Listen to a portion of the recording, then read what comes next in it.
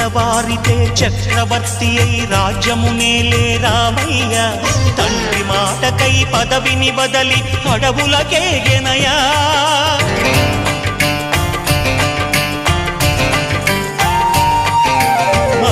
జనులను కావగ వచ్చిన మహావిష్ణు అవతారమయ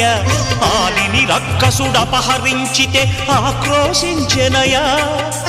అసురుని త్రుంచి అమ్మను తెచ్చి అగ్ని పరీక్ష విధించెనయా సాగలి నిందకు సత్యము చాటగ కులసతినే విడనాడెనయ నా రాముని కష్టం లోకంలో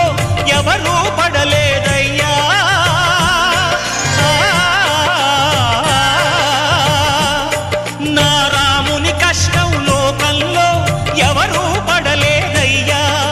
సత్యం ధర్మం త్యాగంలో అతనికి సరిలేరయ్యా కరుణా హృదయుడు